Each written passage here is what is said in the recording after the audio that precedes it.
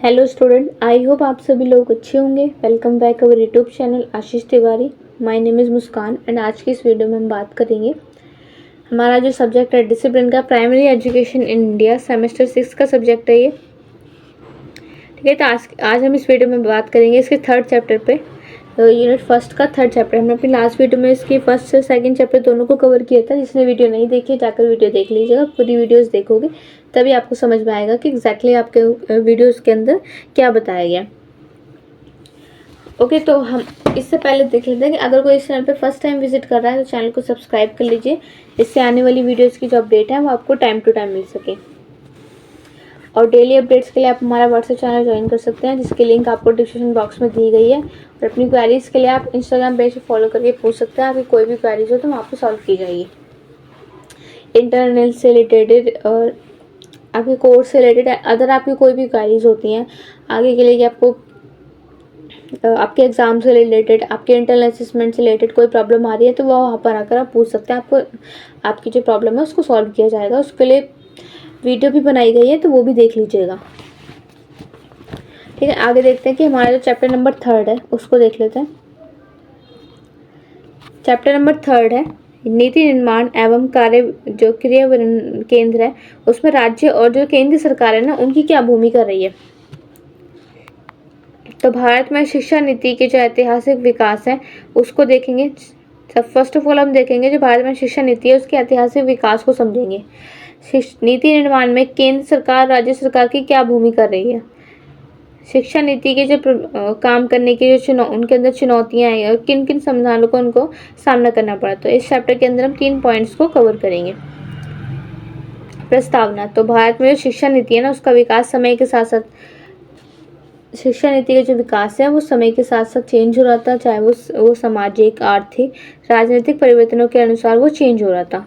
स्वतंत्रता के बाद से सरकार ने जो शिक्षा को सभी के लिए ज़रूरी और गुणवत्तापूर्ण बनाने के लिए कई पहल की थी, ताकि जो बच्चे हैं, जो हमारे आने वाले फ्यूचर की जो पीढ़ियाँ हैं, उनको अच्छी शिक्षा प्राप्त हो सके, वो अपने फ्यूचर के लिए भविष्य में अपना कुछ कर सके। अगर वो एक अच्छी एजुकेशन अपने अपना सकते हैं, वो देश के लिए कुछ करेंगे तो इससे जो देश की उन्नति है वो भी बढ़ेगी, हमारे जो राष्ट्र की जो नींव है वो मजबूत होगी। भारत में शिक्षा नीति का इतिहास क्या था। तो स्वतंत्रता उपरांत शिक्षा जो नीति है इसके मील के पत्थर 1947 से 1968 के बीच की बात करें तो 1948 से 49 में राधा कृष्ण आयोग ने विश्वविद्यालय शिक्षा की समीक्षा उसको शुरू किया था। 1952 से 53 में माध्यमिक शिक्षा आयोग ने माध्यमिक शिक्षा के उद्देश्य और पाठ्यक्रम की सिफारिशें करना शुरू किया था। 1964 से 1966 में कोठारी आयोग ने शिक्षा प्रणाली के जो व्यापक सुधार की सिफारिश की थी उसको दिया था। अब आप लोग मुझे कमेंट बॉक्स में ये बताइए कि जो कोठारी आयोग है वो कौन सा आयोग है, क्योंकि मैंने वीडियोस शायद आई थिंक 4th सेमेस्टर की वीडियो में आपने पढ़ा होगा चैप्टर्स कोठारी आयोग क्या होता है। तो आप मुझे शॉर्ट में एक बार कमेंट बॉक्स में बताइए कोठारी आयोग क्या होता है। ठीक है, तो कोठारी आयोग ने शिक्षा प्रणाली की जो सुधार है उसमें सिफारिशें लगाई थी 1964 से 1966 के बीच में। 1968 में पहली राष्ट्रीय शिक्षा नीति है उसको लागू किया गया था। इसमें 3 भाषा सूत्र और निःशुल्क अनिवार्य जो शिक्षा है उस पर बल दिया गया था। शैक्षिक नीति के मुख्य प्रभाव क्या थे। तो 1986 में दूसरी जो राष्ट्रीय शिक्षा नीति है जिसमें बालिका शिक्षा, शिक्षक प्रशिक्षण और वंचित वर्ग पर ध्यान दिया जाता है। मतलब सभी को शिक्षा प्राप्त हो, बालिका मतलब लड़कियों को भी शिक्षा प्राप्त होनी चाहिए, इस चीज़ पर पढ़ने देता है। तो शिक्षक प्रशिक्षण है उस पर भी ध्यान दिया जाता है। जो छोटे वर्ग के लोग हैं उनको भी शिक्षा प्राप्त हो सके, इस बात का इनका ये उद्देश्य था। उस पर सबसे ज़्यादा ध्यान देता कि बालिका जो शिक्षा है वो बालिका की शिक्षा उस पर ध्यान दिया जाए, शिक्षक के प्रशिक्षण पर ध्यान दिया जाए और जो वंचित वर्ग के लोग हैं वो भी अपने एजुकेशन को कंप्लीट कर सके, इस बात पर भी ध्यान दिया जाए।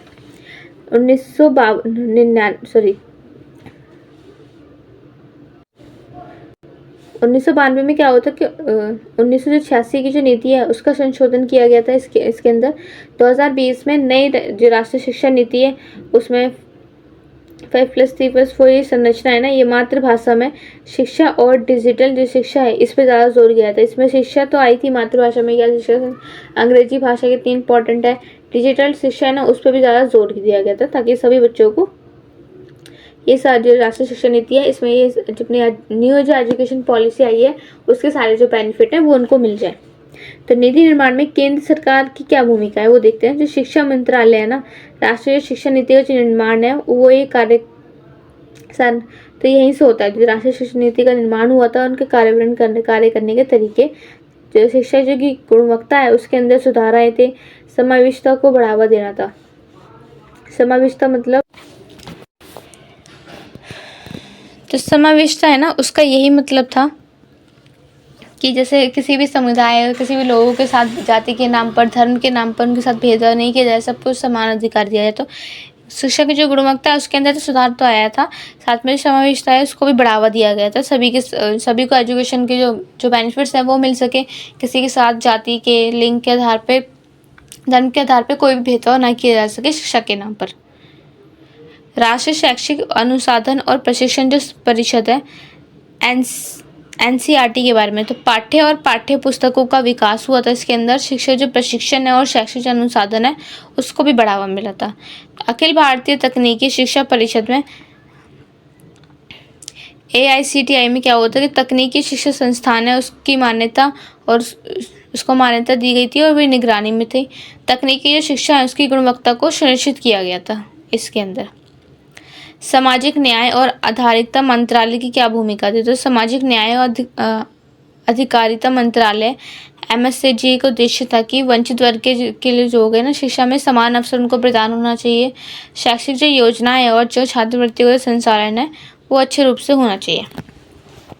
भारतीय पुनर्विकास परिषद में RCI में क्या होता है, जो विकलांग व्यक्ति हैं उनके लिए शिक्षा और पुनर्वास जो सेवाएं उनका ध्यान रखना चाहिए। विशेष शिक्षकों का प्रशिक्षण और प्रावधान होना चाहिए इन लोगों के लिए, विकलांग लोगों के लिए।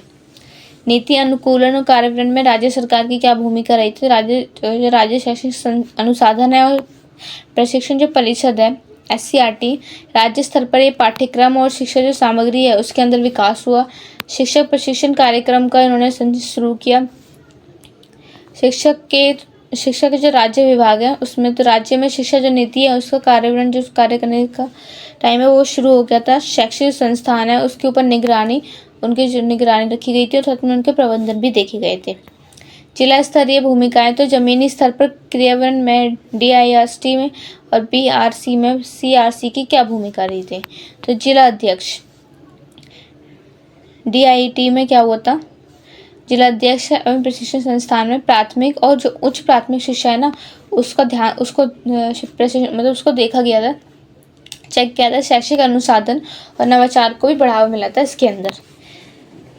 खंड संसाधन और BRC में और संकुलन संसाधन केंद्र है CRC में क्या होता है, शिक्षक को शैक्षिक संसाधन और सहायता प्रदान की गई थी जिसमें शिक्षण गुणवत्ता में अपने सुधार के लिए काफ़ी और मार्गदर्शन से और भी ऐसे इफेक्ट्स हैं वो सारे जोड़ सके बच्चों के उनकी जो एजुकेशन पॉलिसी है उसको ठीक करने के लिए। प्रमुख राष्ट्रीय पहल, तो उसमें क्या होता है, प्रमुख राष्ट्रीय पहल और सहयोगात्मक कार्य में, तो समग्र शिक्षा अभियान है SSA में ये पूर्व प्राथमिक जैसे शिक्षा कक्षा 12 तक की शिक्षा है उसको इकट्ठा किया गया था। शिक्षा की जो गुणवत्ता है उसके अंदर सुधार लाया गया था। समावेशिता को भी बढ़ावा दिया गया था।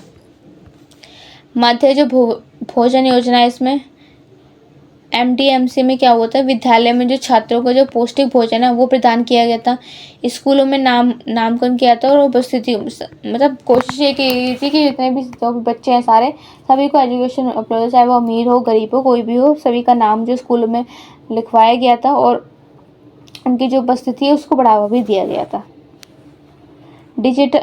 राष्ट्रीय डिजिटल पहलें, दीक्षा एवं पाठशाला में क्या हुआ था, शिक्षक और छात्रों के लिए डिजिटली शिक्षण जो सामग्री है उसको उपलब्ध किया गया था। ऑनलाइन जो शिक्षा है उसको बढ़ावा दिया गया था। अभी आप देख लो 16 की जो क्लासेस है वो ऑफलाइन मोड पे तो होती हैं लेकिन साथ में वो हर सैटरडे ऑनलाइन क्लासेस होती हैं।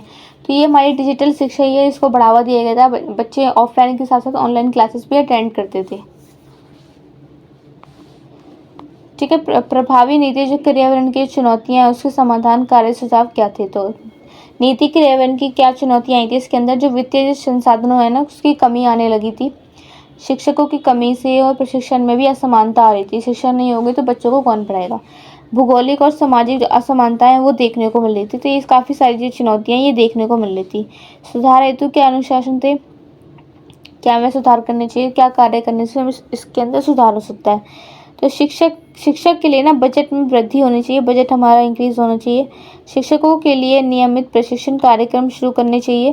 प्रौद्योगिकी का उपयोग करके शिक्षा की जो पहुंच है उसको बढ़ावा देना चाहिए।